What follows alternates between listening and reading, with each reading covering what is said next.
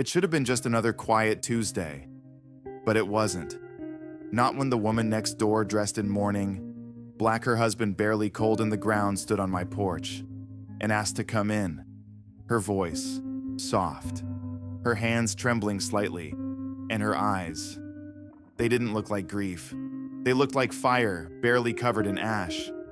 My name's Derek Marsh. I'm 30. Corporate accountant, quiet guy, routine life. I live just outside Boulder, Colorado, in a neighborhood where the loudest sound is usually the wind rattling the old pine trees. Nothing ever happens here. Until it does. I've lived in the same modest ranch-style house for nearly 7 years now. I like things simple, clean, predictable. That used to feel safe. Until she changed everything. Her name's Julianne Grant, 40. Beautiful in a way that hurts to look at for too long. Not loud beautiful, not flashy. No. She's the kind of woman you notice in silence, like the way lamplight glows off polished wood. Warm, natural, dangerous in a way you don't even notice until it's too late. Her husband Thomas, mid-40s, gruff, always in a rush to leave. They kept to themselves mostly. We exchanged hellos, nods across the driveway, but that was it, until last week, when the neighborhood buzzed with whispers. Thomas had died, suddenly, unexpectedly. Car accident, I think. They say he died instantly. I didn't go to the funeral, didn't feel like I belonged. But the next day, less than 24 hours later, she was on my doorstep. It was 4:06 p.m. I remember because I was working from home that day, sweatpants, hoodie, nothing special. She stood there in that long black coat, lips pale, hair pulled tight, one hand holding a small white cup. Tea. Or maybe whiskey. "Hi, Derek," she said, voice low. "Would you mind if I came in for a bit?" There was a stillness about her. The kind that comes after a storm but before the next one builds. Of course I let her in. She moved through my hallway like she belonged. Or maybe like she didn't belong anywhere else anymore. She sat on my couch quiet, unmoving. I made tea, but she barely touched it. Her fingers circled the cup slow and absent, like she wasn't holding ceramic but something alive, dangerous, or sacred. Silence stretched. Then without looking at me, she said, "It's too quiet next door. I thought I could handle it, but I can't be alone right now." And just like that, something shifted in the air between us. Not romantic. Not yet. But intimate in a way most people spend years chasing and never find. We sat in silence. My eyes tried not to wander, but how could they not? The delicate slope of her neck, the way her collarbone lifted slightly when she sipped. Even the outline of her knees through the coat crossed. Tense, vulnerable. Everything about her said, "Don't touch." But everything in me whispered, "What if I did?" Eventually, she spoke. She told me about Thomas, about how things had broken long before he died, how the house had become more a mausoleum than a marriage. "I know it sounds awful," she whispered, "but I think I mourned him years ago, long before he actually died." Her voice was steady, but her eyes green and glazed with something unspoken searched mine for judgment. I didn't offer any. I just listened. And that apparently was enough. Before she left, she looked around my living room. Her gaze lingered on the bookshelves, the blanket folded on the armrest, the worn spot on the carpet beneath her feet. "It's warm here," she said. Then she was gone. But she took something with her, and left something behind. The next day, I couldn't concentrate. I sat in front of my laptop, fingers frozen on the keyboard, watching the cursor blink like a warning. Her voice echoed in my head. "It's warm here." By noon, I still hadn't eaten, and that's when she came back. No black coat this time, no makeup. Just jeans, sneakers, a gray hoodie slipping off one shoulder like it had given up trying to stay put. She held up 2 brown paper bags. "Figured you forgot to eat," she said, offering a sly, tired smile. So did I. Without waiting, she stepped inside again, like she knew she could. We sat on the patio, unwrapping sandwiches like some twisted kind of first date. She sat cross-legged, hoodie pulled over her knees, eyes locked on the trees, lost in another world. Then I thought I'd feel more shattered, she said. But I just feel hollow. like I'm living someone else's life. There was something achingly honest in the way she said it. I didn't reply.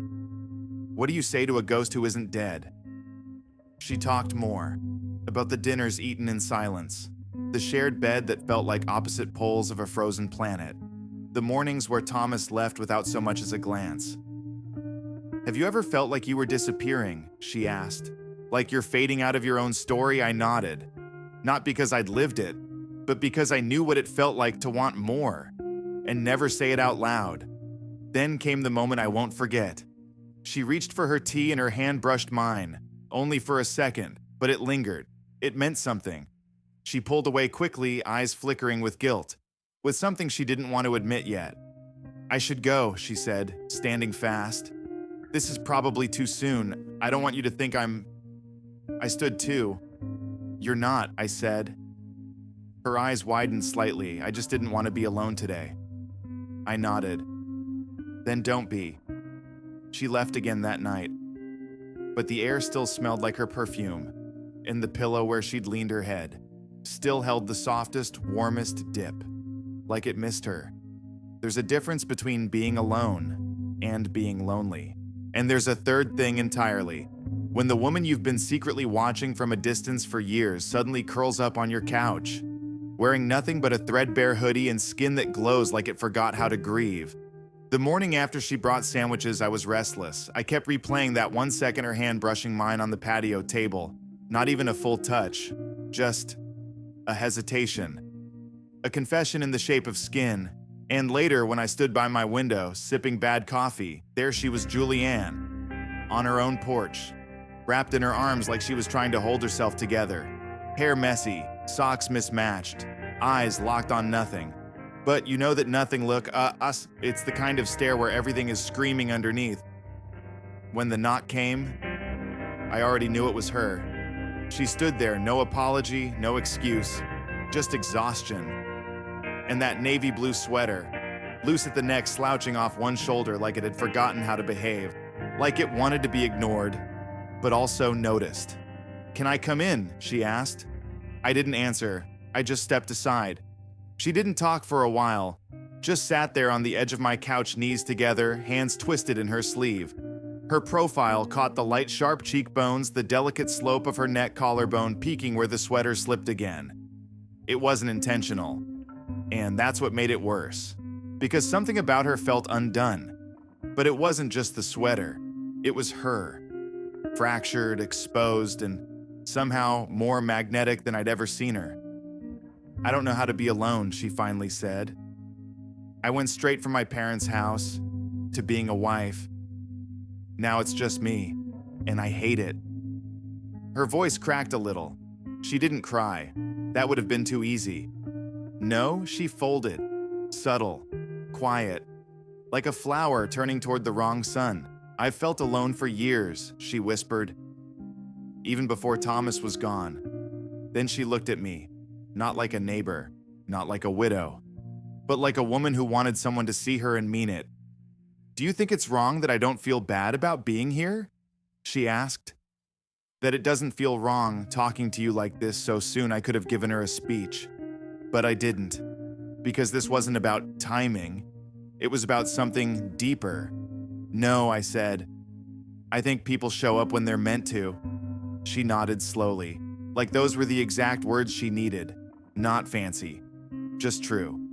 She stayed, all day. We didn't plan it. I made coffee. She drank it curled up in my hoodie, yes, my hoodie, which somehow looked better on her than it ever did on me. Her bare legs tucked under her toes painted a soft blush, one slipping out now and then like a secret peeking through fabric. We folded laundry. She helped me clean. She found one of my old t-shirts that smelled like cedarwood and dryer sheets and laughed when I blushed. And later, she didn't leave. I can't go back there tonight, she said. And I understood. That house, her house, was a shrine to a marriage that had stopped being real long before Thomas died. I didn't ask why. I just pulled fresh sheets from the hallway closet, made up the guest room, and set a mug of chamomile tea on the nightstand. She didn't say thank you. She hugged me instead. It wasn't a sexy hug, not the kind that leads to clothes being pulled or breath being stolen. It was the kind of hug that heals. Her cheek pressed to my shoulder, her arms looped around my waist like she was anchoring herself in something solid.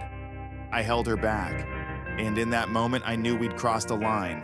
Not physically, not yet, but something unseen had shifted between us. Something warm, dangerous, necessary. That night I didn't sleep, not because she was in the next room, but because every fiber of my body could feel her there. The softness of her breath behind the wall, the faint shift of mattress springs, the ghost of her scent lavender skin warmth lingering in the hallway.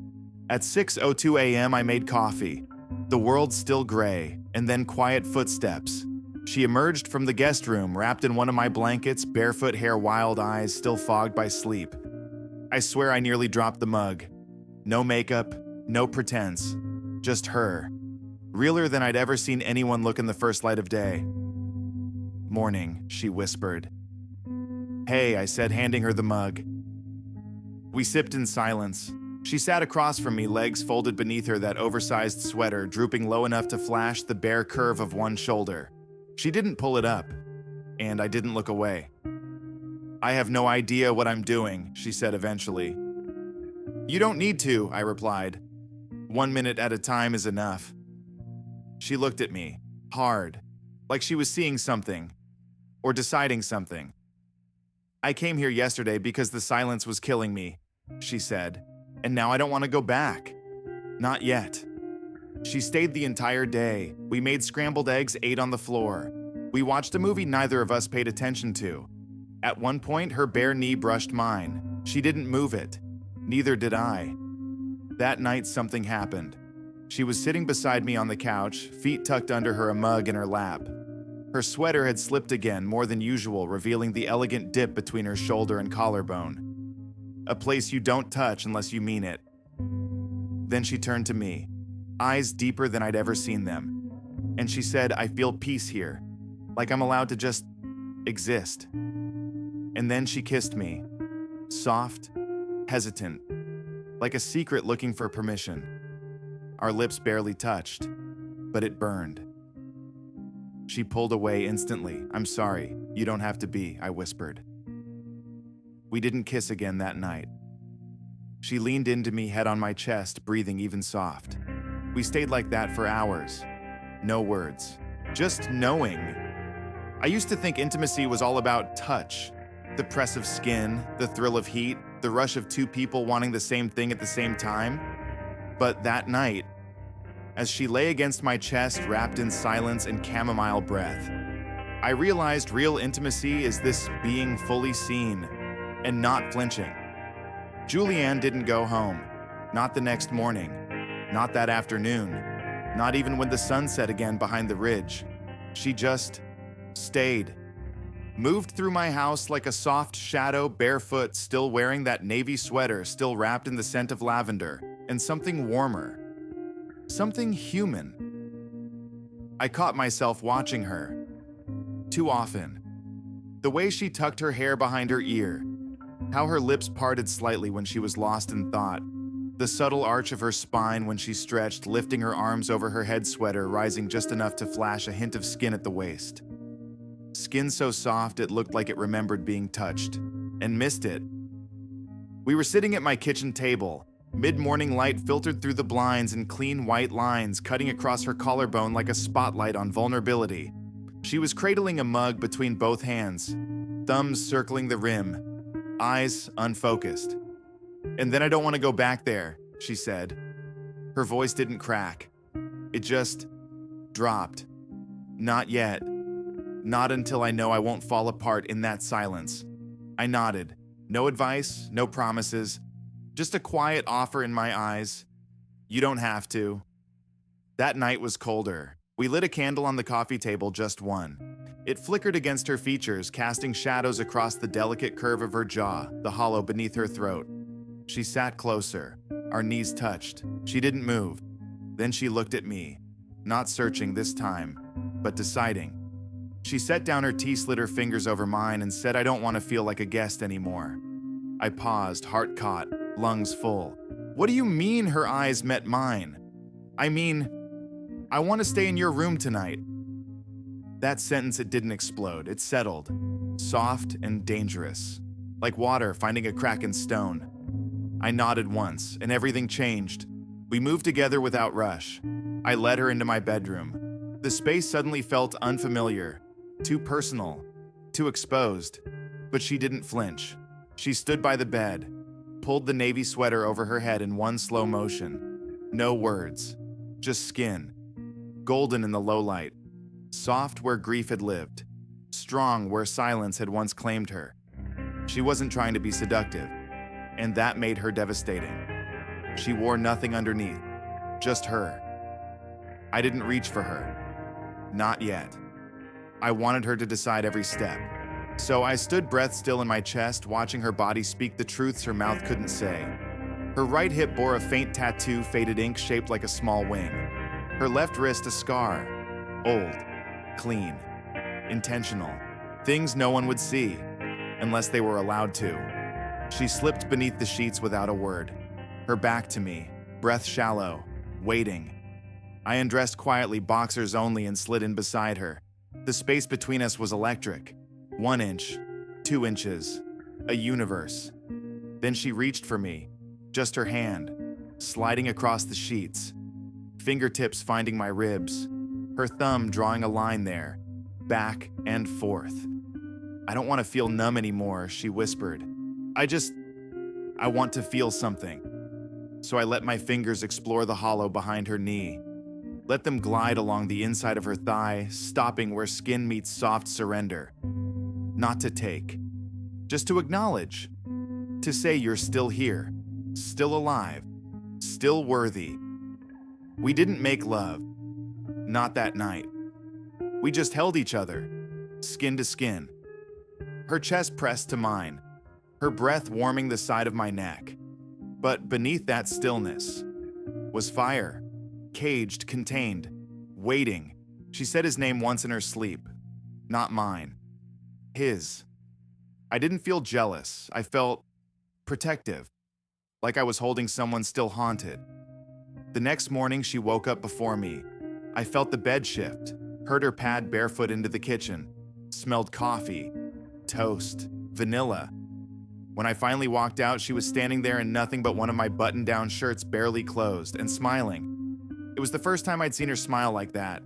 She was humming something soft. Jazz, maybe. She didn't even notice. But I did. "Good morning," she said, placing a plate on the table. French toast, berries, powdered sugar like snowfall. "Good morning," I replied, swallowing hard. Because that smile, it was dangerous. It looked like it wanted to stay. After breakfast, we didn't talk about the night, didn't label it, didn't dissect it. We just moved around each other like we'd always done this. Her using my toothbrush. Her phone buzzing with messages she didn't check. Me watching her from across the room, wondering what the hell I was falling into. She opened my fridge and placed a bottle of almond milk on the top shelf. Nothing big, but a statement. I'm still here. That afternoon, she showered in my bathroom, left her bra hanging over the doorknob, and her scent. It wrapped the room in memory. Not erotic, not yet, but promising. That evening, I found her sitting on my porch steps, wrapped in a throw blanket, glass of wine in hand, barefoot toes digging into the wood like she belonged there. She didn't look at me when she spoke. "Do you ever wonder if this is wrong, if what we're doing is selfish?" Before I could answer, she said, "Because I don't. And that scares the hell out of me." There's a moment in every quiet story where silence isn't comfort anymore. It's suspicion, where the soft lines between healing and hiding begin to blur, where the person lying beside you might not be who you think they are. It started with a look. She was sitting at the edge of my bed, back to me, hair still damp from her shower, wearing that same oversized shirt, the one that barely covered her thighs when she leaned forward. She wasn't trying to be seductive, but when someone's grief is that beautiful desire becomes inevitable. She turned to me, eyes soft, lips parted, but her expression, it wasn't desire, it was confession. "I need to tell you something," she said. Her voice cracked, not like emotion, like tension, like a dam built too long. She looked down at her hands, fingers picking at the hem of her sleeve like she wanted to rip the truth right out of herself. The night Thomas died, we weren't fighting, not out loud anyway. She swallowed. We hadn't touched each other in 6 months, not a kiss, not even a goddamn hug. I had already packed a suitcase. I was going to leave the next morning. I didn't move. Not because I was scared, but because my body felt suddenly too still, like the room didn't belong to me anymore. He found the bag, she continued, saw it by the door, asked me where I was going. I didn't lie. I told him I couldn't do it anymore. Her jaw clenched. He didn't get angry, didn't yell. He just stared. And then he walked out the front door. 15 minutes later, he was dead. He wasn't supposed to be driving that fast, but the coroner said there was no alcohol, no brake marks, no attempt to turn, just impact. I looked at her. Not as the woman I'd kissed, not as the body I'd touched in the dark, but as a question I wasn't sure how to answer. Do you think he did it on purpose? I asked. She didn't blink. Yes, the room didn't explode. It sank, like the oxygen had been pulled out of the walls. She stood, then walked to the window, arms crossed, tight over her chest. Her silhouette against the dusk light was the kind of vulnerable that can wreck you. I told him I didn't love him anymore, Derek, and now he's dead, and I'm here, with you. She turned and then she said it. Tell me I'm not a monster. I crossed the room slowly, placed my hands gently on her shoulders, felt the shiver run through her spine and settle in my palms. You're not, I whispered. You're just human. But part of me didn't know if I believed that. Not fully. Not yet. That night she crawled into my bed without a word. But this time, she didn't face away. She looked at me, hands on my chest, leg tangled with mine, skin against skin like we'd been woven together in another life. And then without a sound, she guided my hand beneath the sheets. It wasn't fast. It wasn't rough. It was intentional. She took control. Every motion deliberate, every breath laced with need, and something darker. Like she wasn't just trying to feel me, she was trying to forget him. The way she kissed me that night wasn't soft. It was a storm, mouth open, teeth grazing, fingers tugging my hair. She whispered his name again, but caught herself. Her eyes flew open. And then, say my name, she demanded. Say it like you want to undo me. I did, again and again. Julianne, Julianne, Julianne. She cried afterward, but not because she was sad. She told me it felt like coming home to someone I'd never met. In the early hours, I woke to find her sitting on the edge of the bed staring at her phone. The screen lit up briefly. Unknown number. She didn't answer.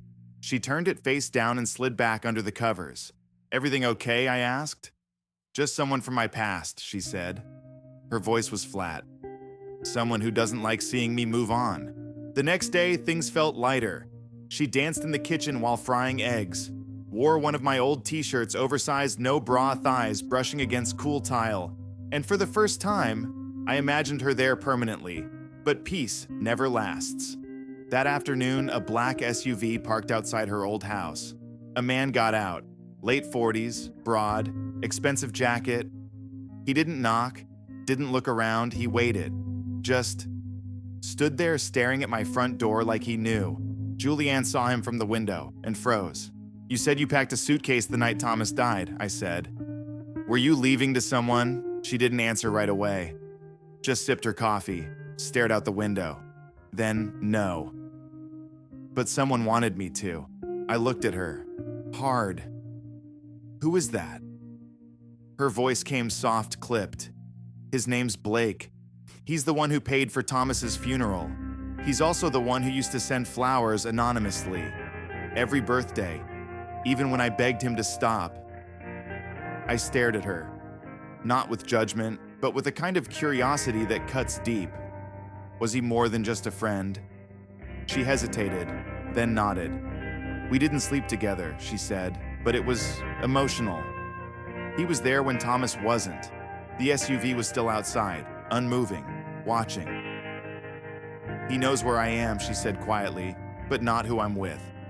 I stepped closer, hands on the window frame. He's about to find out. You can feel a storm coming long before it arrives. The stillness in the air, the way shadows fall too quiet, the low invisible pressure in your lungs, that's what it felt like. The moment Blake knocked on my door. 3 knocks, not hard, not loud, just certain. Julianne was still standing by the window, frozen, mug in her hand now trembling. She didn't say anything. She didn't have to. I opened the door, and there he was. Blake.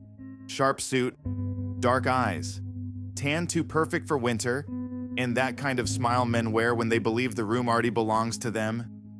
"You must be Derek," he said. "I'm Blake, friend of the family," his voice smooth, too smooth, like whiskey on polished wood. Julianne didn't move from the hallway, but her breath hitched just loud enough for him to hear it. Blake's eyes flicked toward her without turning his head. Just a glance, sharp, surgical. And that's when I knew this wasn't over. I didn't invite him in. Didn't need to. He stepped past me anyway, like he belonged. Walked halfway through the living room, looked around then, niece place. Clean, cozy. She always did like cozy. Julianne finally spoke. "Why are you here?" "Blake." Her voice steady, but lower, cautious. "You said you wouldn't come. You promised." "I promised not to interfere," he said. "But this feels like watching someone set fire to a house and pretend it's a sunrise." I stepped forward, hands clenched, jaw tight. "You should go," I said. Blake looked at me, really looked at me, and then he smiled. Like I was a puppy yapping at the edge of a cliff. "Do you even know how Thomas died, Derek?" He turned back to Julianne. Did you tell him what you said to me?" The night before it happened, she paled, took a step back. "Don't," she whispered. "Please don't do this." I looked at her, my chest tight. "Tell me what I asked." No answer. So I turned to Blake. "Say it. You wanted to come here, then say it." He didn't blink, didn't soften. "She called me crying that night. Said she was scared of what Thomas might do if he found out about us. Said she didn't want to be alone, that she needed me. And then..." He paused. 15 minutes later, Thomas was dead. The room went silent. My ears rang. Julianne stared at the floor, her hands gripping her sleeves like she could rip the shame off her skin. "Is that true?" I asked, my voice low, tired, afraid to hear the answer. She finally looked up, and the moment her eyes met mine, I already knew. "Yes," she said. "But I didn't do anything. I didn't call him. I didn't touch him. I didn't..." Her voice cracked. "I just wanted to leave." The weight of it hit me all at once. This woman I had held, kissed, shared a bed with, had stood on the edge of something dark, and maybe she hadn't stepped back in time. Blake walked to the door. "You can't save her, Derek," he said before leaving. "She doesn't want saving. She wants forgetting." The door closed behind him like a coffin lid, and Julianne. She collapsed to the floor, not from drama, but from relief. "I didn't kill him," she whispered, "but I didn't stop him either." I knelt beside her, pulled her into my arms. And we sat there on the hardwood floor in the house that didn't feel like mine anymore, in the aftermath of every unspoken thing until the sun started to rise. Weeks passed. We didn't talk much about Blake, or Thomas, or that night. But everything had changed. Her touch was still gentle, but guarded. Her eyes still deep, but never settled. She started packing. Not because I asked, because she needed to. "I can't stay here forever," she told me. "You were never supposed to be my rescue, Derek. You were supposed to be my reminder that I could still feel, and I got it." As much as it broke me, I understood. Sometimes people don't arrive to stay. They arrive to show you that you're still alive. We said goodbye on a Thursday morning. She wore the hoodie I gave her, and nothing else underneath. I could tell. The wind lifted it just enough to flash skin. The same skin I'd memorized in candlelight. She kissed me once. Not like lovers, not like friends, but like someone saying, "Thank you," for being the first thing that didn't break me. I watched her drive away, the sun just starting to rise, and somehow, I felt more whole than I ever had before.